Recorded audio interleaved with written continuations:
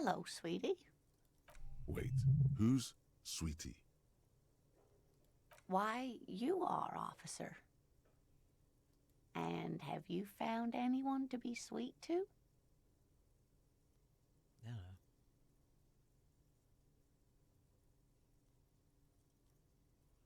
I don't know. Maybe I have. You rascal.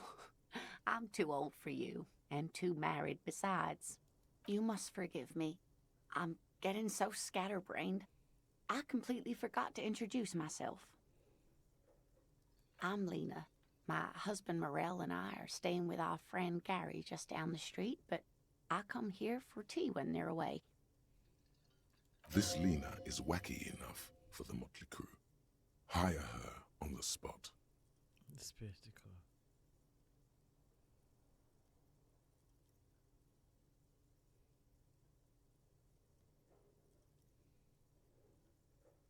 Oh, sweetie, I heard your conversation with the manager about your financial troubles. When do you get your next paycheck? You must be joking. Although our pay does sometimes feel like a joke. It's not easy to assert your right to a decent living wage when you don't have a strong union behind you. Maybe you should talk to Everard, the union leader. Interesting idea. This Everard sounds powerful. Maybe you can wrangle some coins out of his pocket.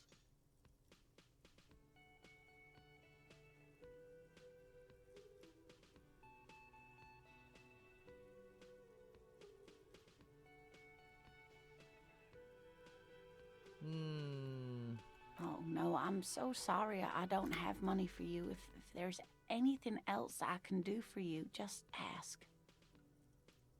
Yes, officer. You look rather dazed. Like a stunned fox. But surely things can't be that bad. I tricked so hard I forgot Oh literally my. everything. You know where we are, right? We're ghosts. Those are the keys. That's right. And where is the Whirling in Rags cafeteria itself located? We're all in hell. Yes, indeed. We are in the fine city of Revachol. Disgrace capital of the world, Yes, something like great. See? We're getting somewhere. What else do you know about our city of splendor? Tattered as she may be. that. I don't know How shit. would I even begin to tell you? Revachol is the most beautiful city in the world. We're fortunate to be here, you and I. I haven't seen very many other cities personally, but everyone says so. Revachol is a rare jewel. This city used to rule the world, though it has seen better days. You must look quite lost. Speaking of history, you know what year it is, yes? Spring 51. That's right, dear. How splendid. Here, take this pen. Knowledge should always be rewarded. Her relief is palpable. She was getting pretty worried about you there, but now she relaxes her shoulder. I can tell that this is taxing for you, so I'll just ask one more question. What regime are we living under? What mode of government?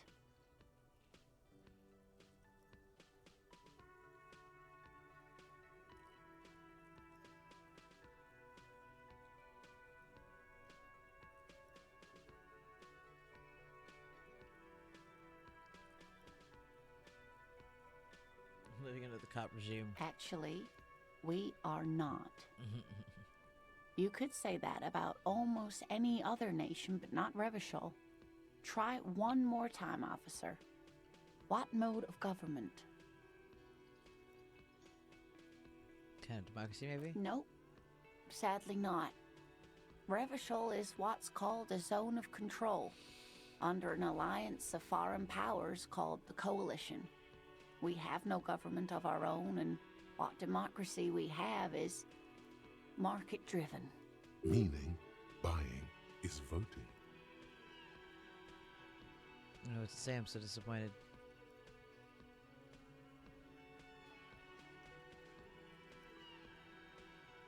Oh dear. And you were doing so well. There aren't any cops in Riverdale, not in the traditional sense. The status of law enforcement has been a complicated matter since the Revolution. But we should stop for today, sweetie. You look like you need a break. Besides, I'm not the best person to explain the big things to anyone. She's scared now. She's realized you really are brain damaged. Half-light. How did I do? You were doing quite well up until the end there. It does look like you're having trouble remembering things. History and places. Remembering reality in a word. It's very odd. A sigh. The lieutenant buries his nose in his notebook. But maybe a fresh set of eyes is what the world needs. And while I'm no doctor, such bouts of amnesia are often temporary, so I wouldn't worry too much. Someone more educated in sweeping matters. Maybe you should ask. No, I'm not an encyclopedia. I won't be a guide either. I'm a detective. Of course. Then I don't know. Someone rich, maybe? Wealthy people are educated. Though I don't know where you would find a wealthy person in Martinez. That's a good point. This doesn't look like Rich Central. Yes, dear. I'm a paraplegic. A paraplegic is someone with limited or no ability to use the lower half of their body. Paraplegia is caused by spinal cord injuries, like falling from a great height, or a grenade explosion. That's quite all right. I'm used to people asking questions. I know they're thinking about it anyway. Whatever do you mean?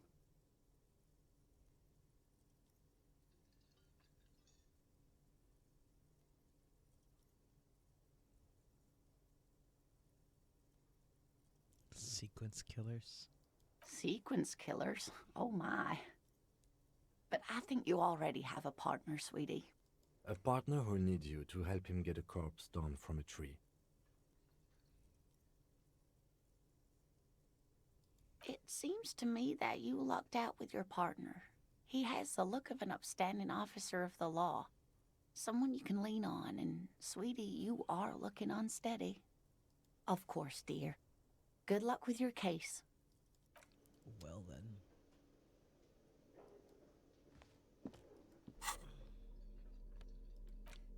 Kind green ape pen with green ape in his closed eyes. Meditating. Get a reality lowdown.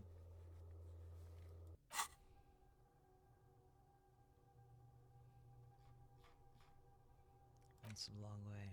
Let's rewind. As Tracy took his steps home, jumped across the raised tunnel, broke out, he fell over. Get up, and shuffle to your sweet children.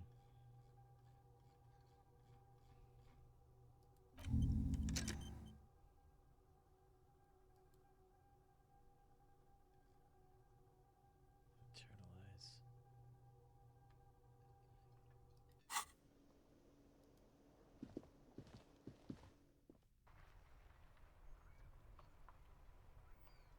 Through the hole in the wall, he says.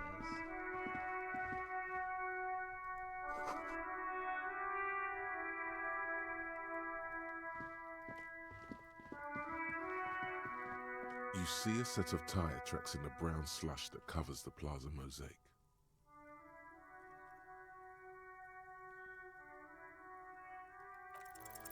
The tire tracks were left here by an unknown event that took place some days ago. It's a message, written in the language of burnt rubber. Some of that rubber stuck to the tiles right in front of the whirling in rags. This is point A.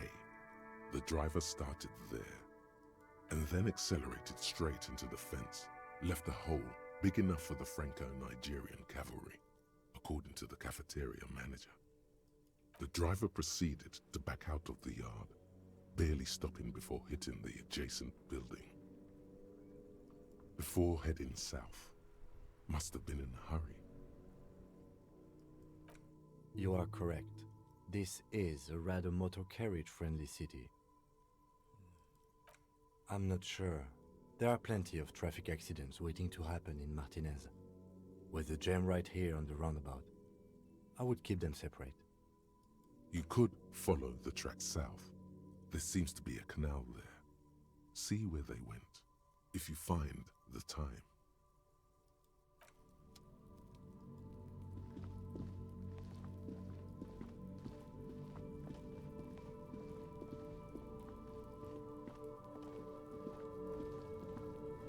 Just kid throwing rocks at the guy. Kuno's got this! If there ever was such a thing as an ugly kid, then this is it. He's almost exquisite in his ugliness, like a gremlin. Oh yeah, nappa gumpy, Kuno!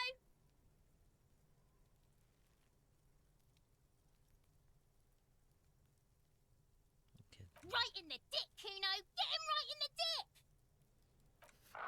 Love it in the dick!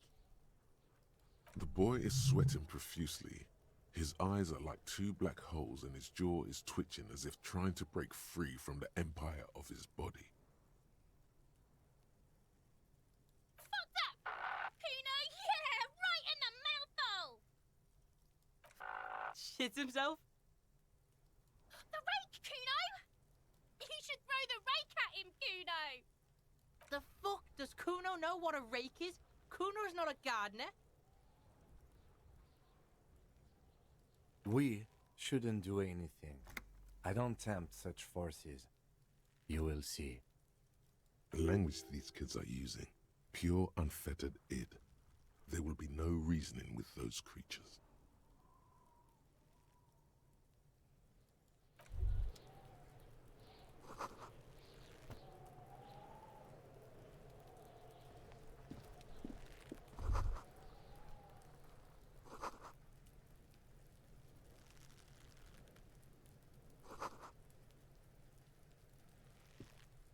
The corpse looks at you with bulging white eyes. The face around them does not look human. It's swollen and ready to burst. His lips are fish-like and his tongue like a ball gag in his mouth. You seem to be holding your breath. A cargo belt twists his neck at an unnatural angle. The body below appears stiff. It's letting out an ungodly rot. The smell seeps in, even through your clenched nostrils.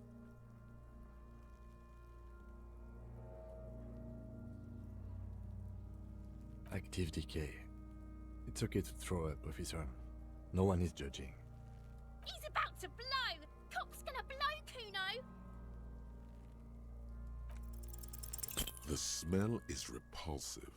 It pushes in from your mouth, more instant and more familiar than anything you'd expected. More fever than odor. It fills your mind, flushing you from within.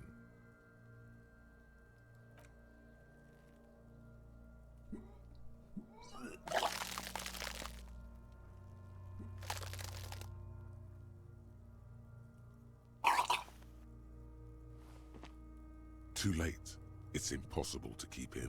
Your body curls and pushes it out, burst by burst, until a pool of vomit lies under your feet and your throat stings from the stomach acid. The smell of Commodore Red rises from the pool. Among it, distilled spirit and bits of shish kebab. It's okay. Happens to everyone. Keep it. The hangover is clearly making this worse for you. You could use some ammonia to clear your head. If you can handle the headache, some officers use it to deal with cadaverine odor. There is Frit nearby, east of the hostel. They usually have a small apothecary. If they don't... There's a greenhouse here, and a gardener with a wheelbarrow on the corner of the whirling in rags. If she works here, she might have something for the smell. Pretty clever. Acquiring ammonia will provide a modifier to the white check. Modifiers make checks easier and allow you to retry them.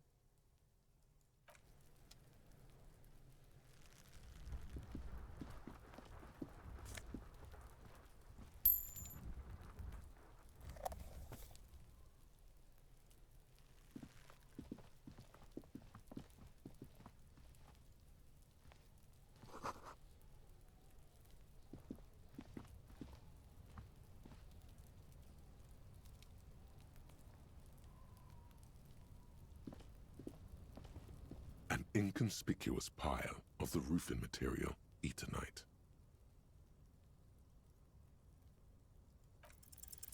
Because it's nice and orderly, well-laid pallets, easy on the eyes. Rhythmic pattern calms your mind. Mammals like this stuff.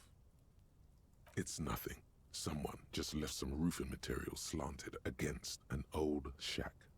Glad you asked. When junior researcher Olari Tal invented Eternite in the Vartna Polytechnic Institute some 30-odd years ago, he thought it would last forever. Hence the name, Eternite.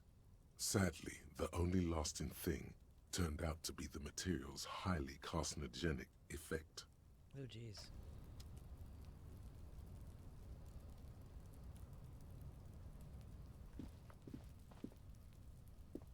Can't go in there.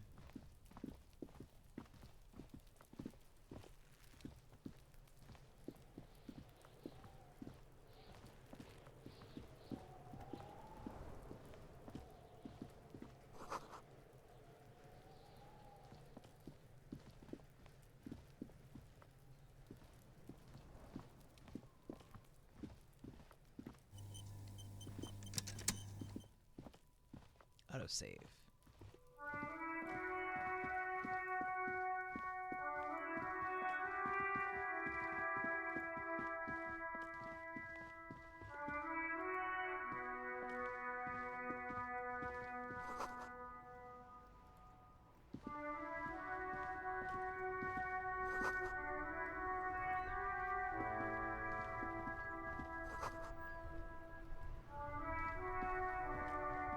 The RCM in Martinez. What can I help you with? Of course. What can I help you with?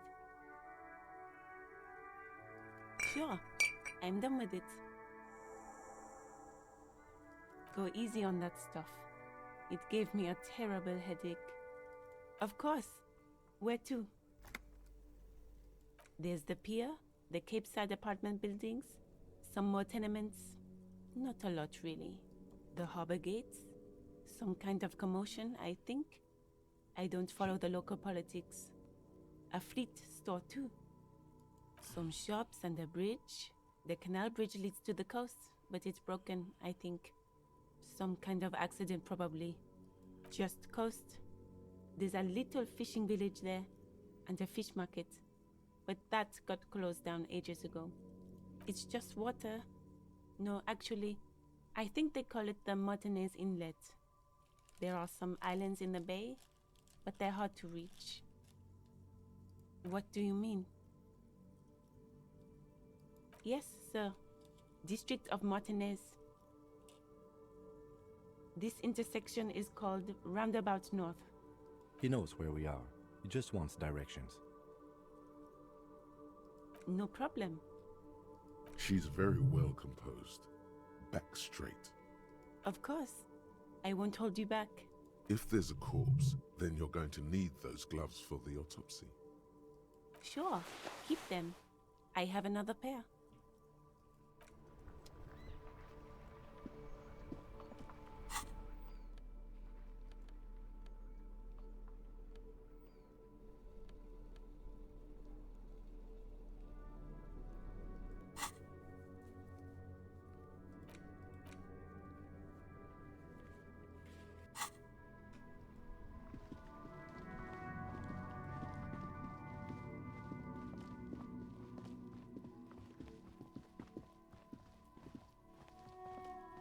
Well then.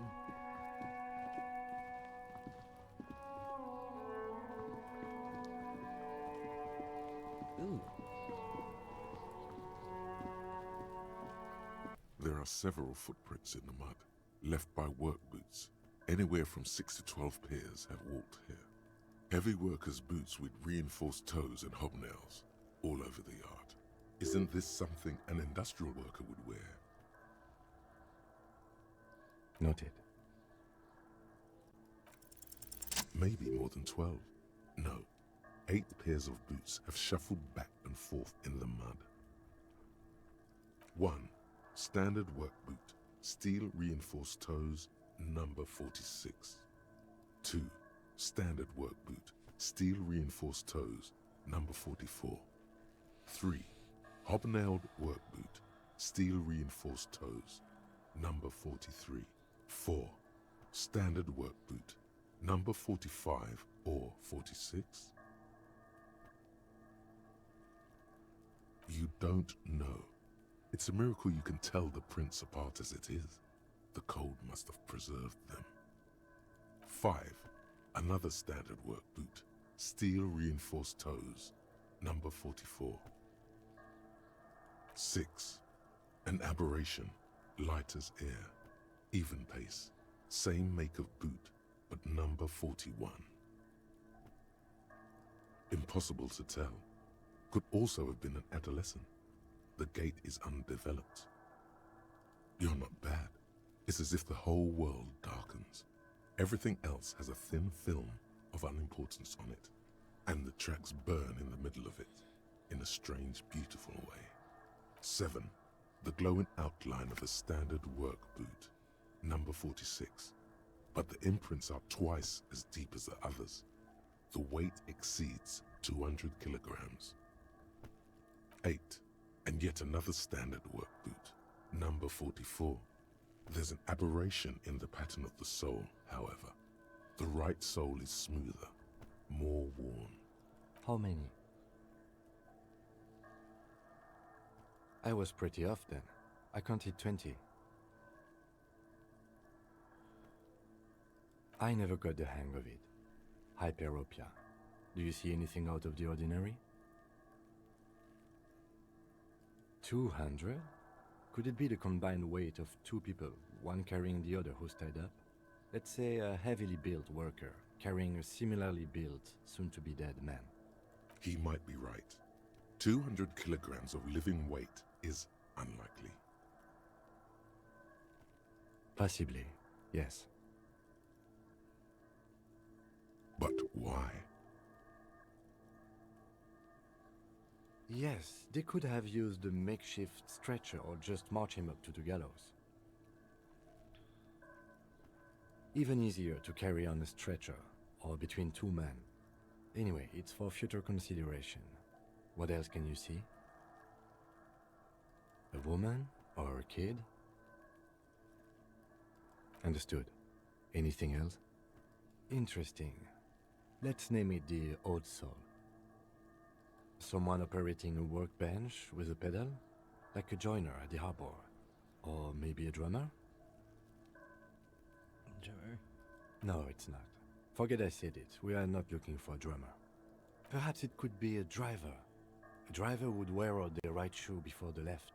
The accelerator is on the right. We should keep our eyes open around the traffic jam. See whether anyone strikes out as a potential suspect. Seems prudent, no?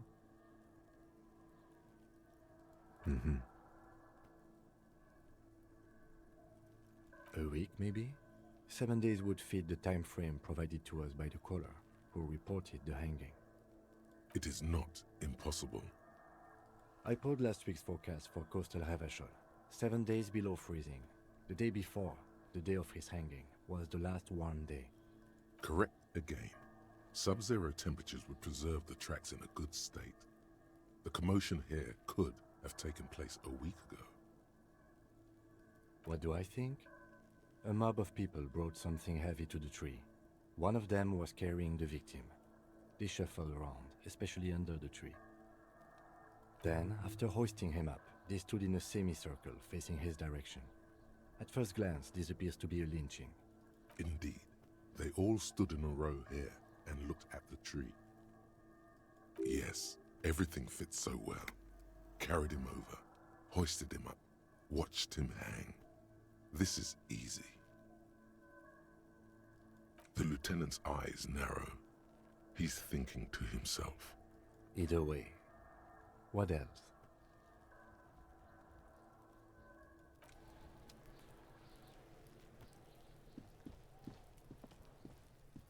There he still is, looking right through you with his white eyes. The body below is entirely dedicated to that corpse smell. Emitting it is all it does now. The ammonia only makes it worse.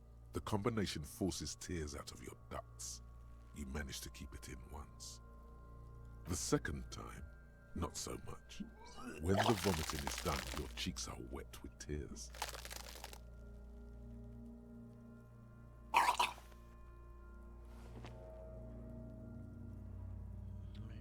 Nor does the wind right now. I've seen strong men turn themselves inside out for hours. You are facing tough odds here. Alcohol withdrawal makes it considerably harder.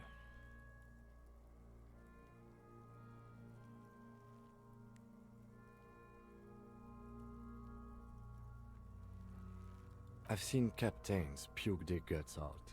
It never gets easier. You never get used to the smell. Every Monday is cadaver day. Throw up, investigate. Throw up, initial autopsy. Throw up, baguette. Then drive to the station. Maybe throw up on the way there if you didn't bag the thing tight enough. I think I've lost my sense of smell. A white lie. Not being hungover helps too.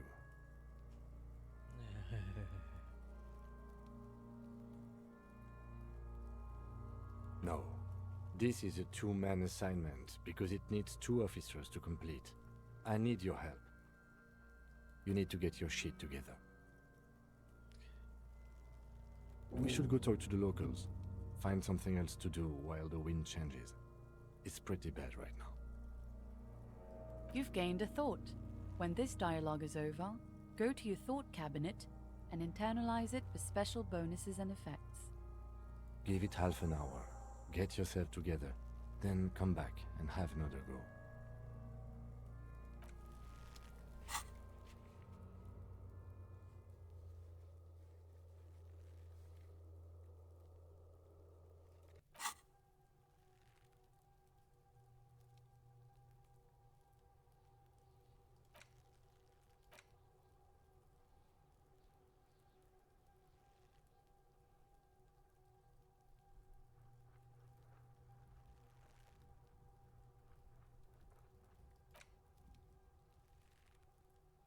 Interesting.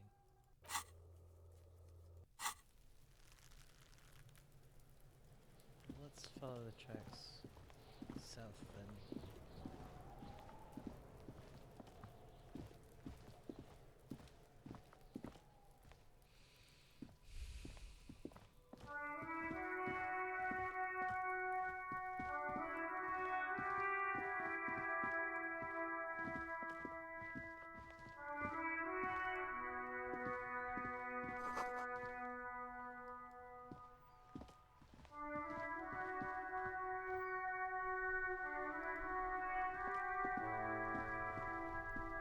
This Post Lavantorie mail collection box has been heavily vandalized with graffito.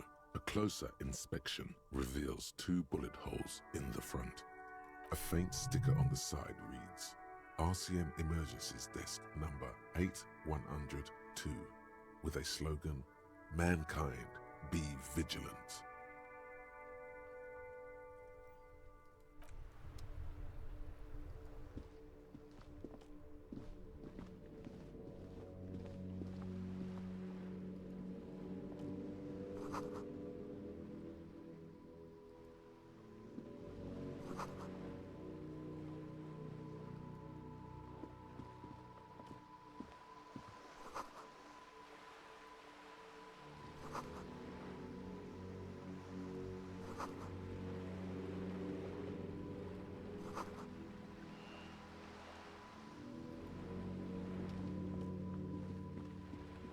Hello, sir. Step right in. The store is open. Are you interested in a new and exciting book? Okay, sir. I'll try to answer any questions you have. I hope they're about books. My name is Annette, sir. My mum, her name is Plaisance. She owns the store. She's inside minding the register or organising the stock. Feel free to step in and browse our wares. I'm signalling that the store is open. Otherwise, people might not know. They'd miss out on the crime, romance, and biographies of famous people.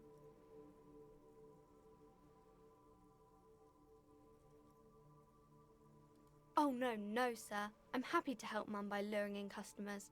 Besides, I have some hot juice in my vacuum bottle to keep warm.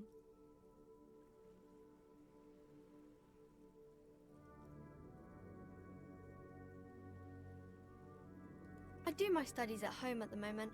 I have to help Mum keep this place running.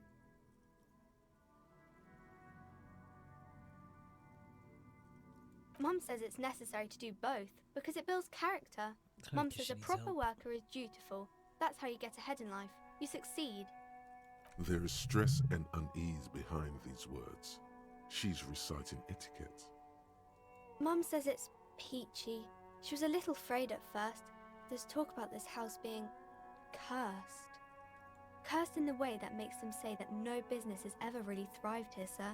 That they all go... Ass up. Exactly. But we've been doing fine so far. We can go into the bookstore and ask about the case, but I don't see much more to look into here. Yes. Please do also look at our wares inside. The postcards and board games are there, sir.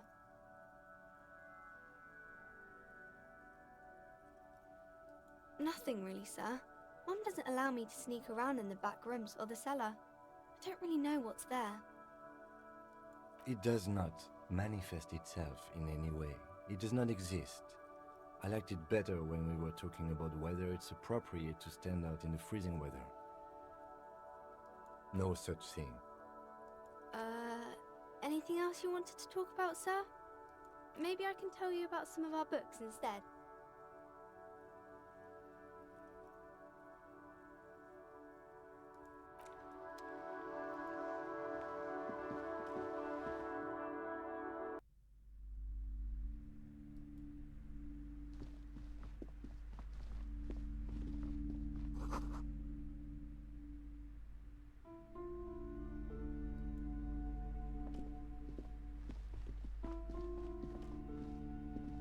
Welcome to Crime, Romance, and Biographies of Famous People. My name is Plaisance. Be welcome, and please take responsibility for the energy you bring into this space. I am the proudest owner of our little shop of culture.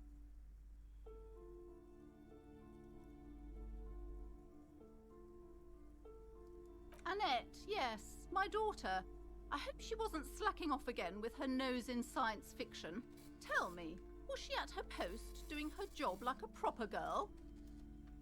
Wonderful! Did you talk to her? Great!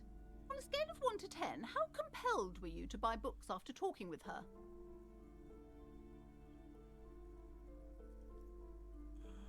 Come now, it's not personal. It's about proper sales practices and market research. I expect an answer. My precious, her dedication brings joy to my heart. If you have children, I hope they turn out as great as my Annette. Okay, let's change the subject. The woman before you scans the store, her shoulders rigid and tense. Every now and then, she nudges her glasses. Cursed? Who said that? Annette? I will have a word with her. This place is not cursed. It has a robustly magnetic energy. Good for commercial activity. My business is thriving, sir.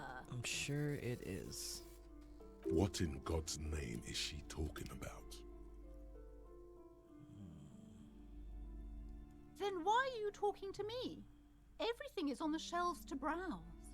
Don't you feel... She smiles and nods, seemingly relieved. I am super curious.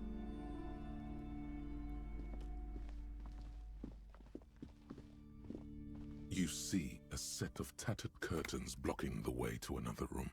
A strange cage-like trinket dangles from the curtains. Excuse me, officer. The back room is strictly for employees only. Nothing. Why aren't you browsing the books? Don't you feel compelled to look at the books? You ought to. She speaks almost as if she's trying to put a spell on you, urging you to buy more books. Oddly enough, The more she tries to draw you away from the curtains, the more alluring they become. You see some kind of charm, an irregular polyhedron assembled from bones, sticks, and straw. Inside, a disturbing fish head with empty eye sockets stares at you. Jeez. This is a traditional Seminese ward, meant to provide protection against ill luck, bad dreams, curses, and other supernatural scourges. Inhabitants of Ile de Fantôme, the Seminine Islands down south. Aside from poking at it suspiciously, there is nothing else to do with the fish head charm at this time. The curtains remain shut before you.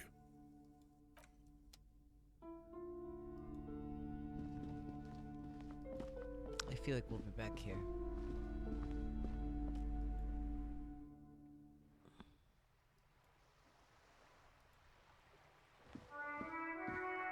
Hello again, sir.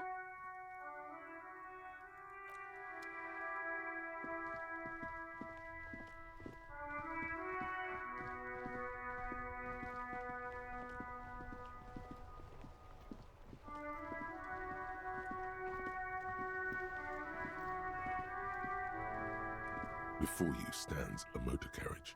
The bodywork is covered in blue and white livery, bearing the number 57. Vapor emanates from the large engine on the back of the vehicle. It hasn't had time to cool off yet.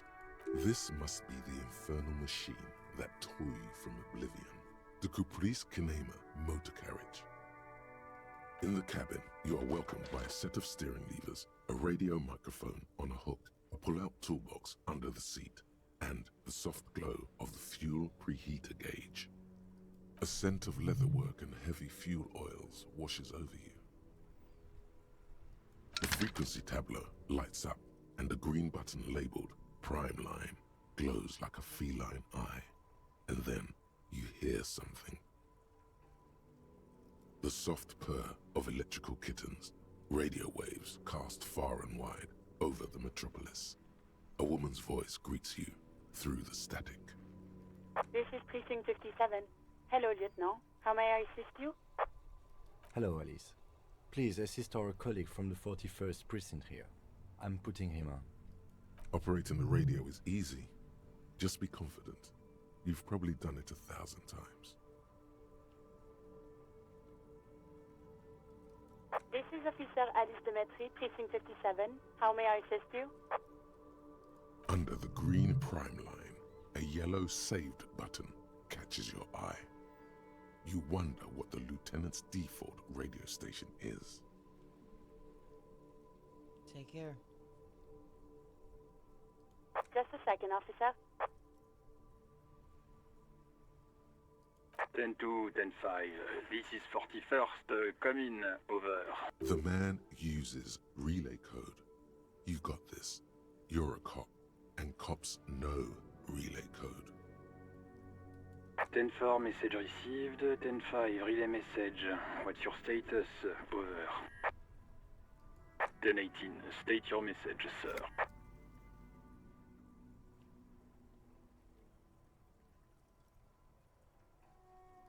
10-9, over. 10-4, message received. This is a very serious situation. I need to 10-22 the captain. Over. Is it him? What does he want? Says he lost his badge and needs to report it. He what? He lost his badge? Who lost his badge? Dick fucking Mullen. Who do you think? Dick Mullen. I have a name now. It's Officer Dick Mullen from the bestseller Dick Mullen and the Lost Identity. Dick Mullen is not your name. It's the name of a fictional detective who would not lose his badge. Defend yourself. Immediately. They're laughing at you.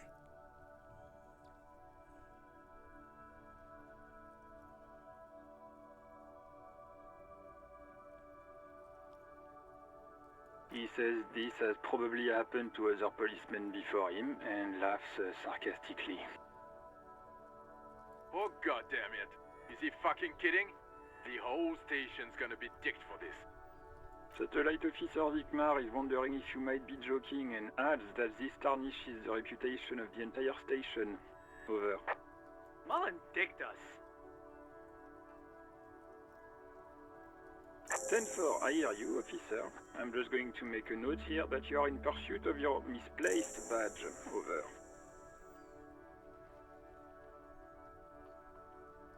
Fuck me. Mac, come here. You've got to hear this. Dick Mullen lost his badge. What's going on?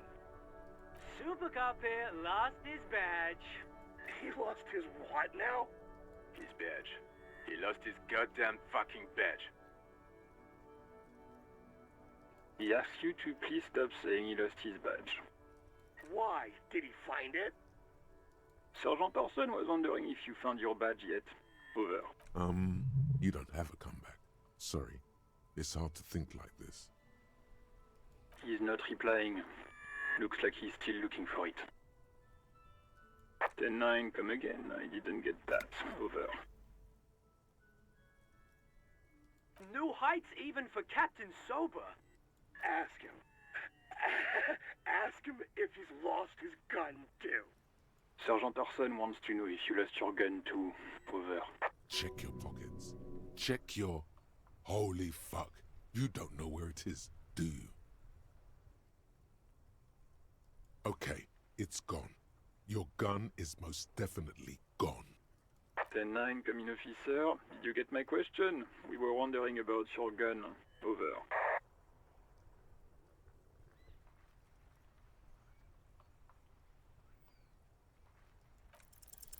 Lying over the phone, it's easy. Just say it like it's the truth, and then it becomes it. He says he didn't. Thank God for that. That would have been a nightmare. I don't even want to imagine the poor prick who has to relay that kind of news to the captain. Losing his badge is bad enough. Tell him to find it, and fast. We can't have some gangbanger running around with it. We're all glad to hear you've not lost your gun, officer. You need further assistance? Over. Roger that. 10-10. Over and out. This is Precinct 57. How may I assist you? Of course. What is her number, officer? Yes, hold on. Her number is 005 1944 298. Received. Hold on, officer.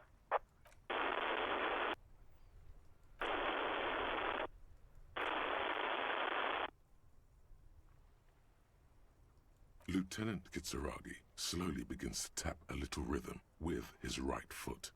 Quite a lot of time has passed. Officer, I have Sylvie Malaika on the line for you. Yes, hello?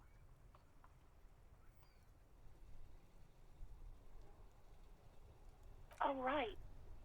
Hello, officer. What can I do for you? You mean, why did I leave the bar? Honestly, I'm not really comfortable discussing it with you, sir. Why not?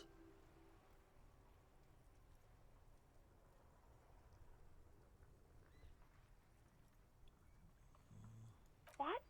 No, why would you even think that?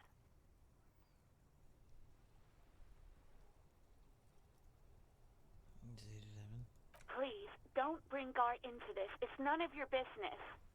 God, why can't you just mind your own business? She mutters. I already said I don't want to talk about this. You're messing everything up again. No, not me.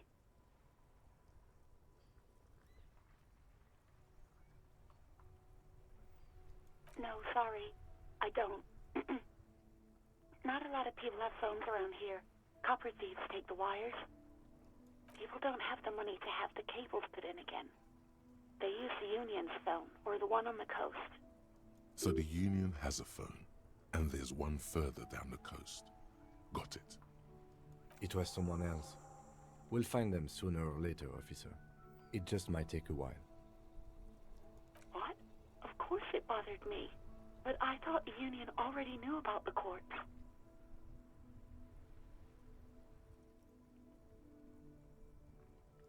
No one calls the police. The Union would get angry. You know, what the Union says goes. People listen to them and they take care of their own, which is like everyone here.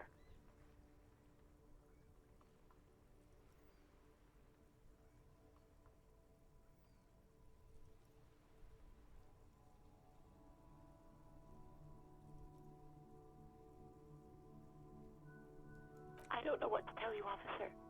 I didn't call you because I didn't want to get in trouble with the others. With the Union. I'm sorry about that. Yeah, go on. Yes, I know who you are. You're a police officer. The law. This exact conversation has happened before. Establishing authority before this young girl seems to have been important to you in the past. Don't go there again.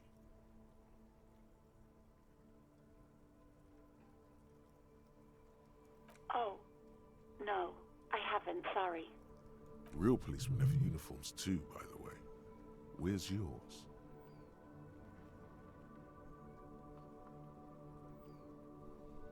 He's in plain clothes, voluntarily.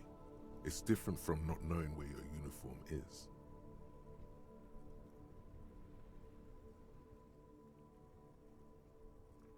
I do hope so. Please, don't call me again. Bye. Yes, you have obviously done something to upset her at the Whirling in Rags, when she was still working there. I'm not mad, it's just... You were so drunk and so emotional all the time, and then the skua thing happened. It just made me want to quit. Yes, obviously. You were the worst client I've ever seen. And I have seen so many assholes in this place. Well then. I've had sailors fighting, Union guys grabbing my ass, kids stealing booze. Once a guy was glued to the karaoke machine every night for 2 months. But you... Well, you were worse than all of them. Honestly, you were getting borderline aggressive. Even about little things like not turning down the volume at 3 a.m. I even liked one of those songs you kept listening to on repeat. No more. I hate it now. We Go On by the O.O. I can't listen to it anymore. You've turned it into a parody. To hell with that song. Then there was your room. Your project. An experiment to see how bad it can get in there. I tried to send the cleaner, but you wouldn't let me. Threatened to make me understand.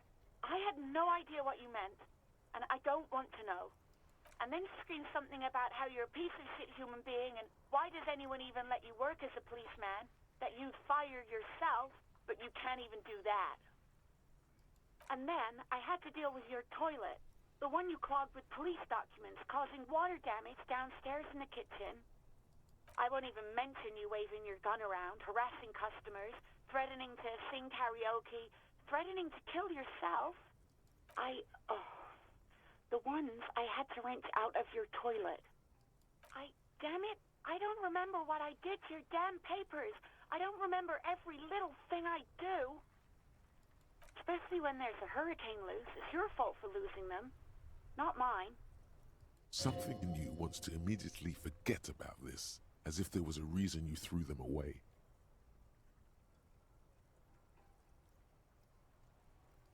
No, you really weren't. You were simply the worst.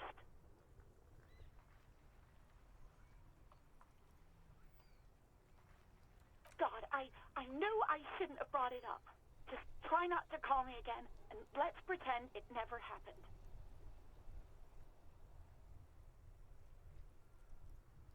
Wait, really?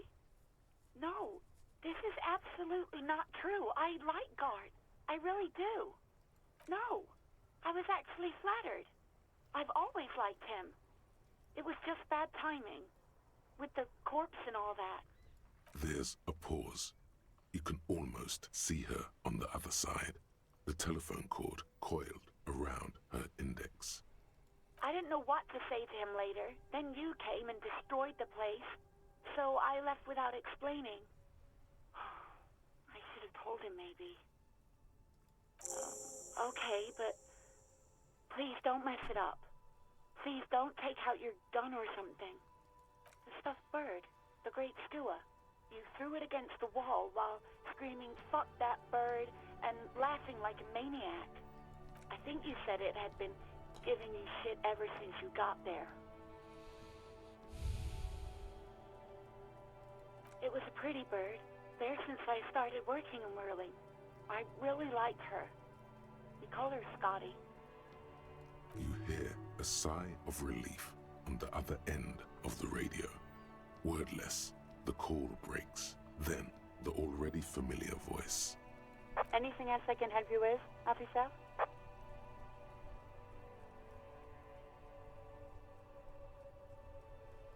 '57's over and out. In the cabin, you see a set of steering levers, a radio on a hook, a pull-out toolbox, and the soft glow of the fuel preheated. A metallic drawer slides out from under the seat. And take what you need, officer. It's going to be a long case. I'm not protective of my tools, like some men are. The pry bar feels nice and cold in your hand, heavier than you'd think. Useful for opening all sorts of doors and lids. The handles are long and sleek. Snap, snap, go the cutters in your hand. You can do good work with these. Cut chains, locks, and ropes, especially belts. It's robust, weatherproof, and well-made. Police issue, blue. Lets you see things in the dark you would otherwise miss. The pull-out toolbox slides back into its nest. Preheater gauge casts a warm glow on the steering levers. As you tap on the gauge, the indicator pin jerks as if startled. It's in the large orange sector, indicating the engine is warm. Next to the gauge is a red switch labeled heat. There's no use pressing the heat button. It won't start without the ignition key. Translation: we're not going anywhere right now.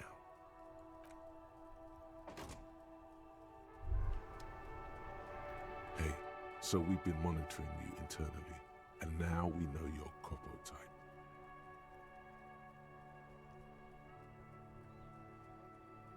Yes, guess what's yours?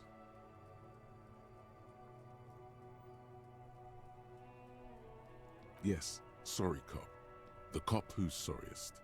Let's make it official then, shall we?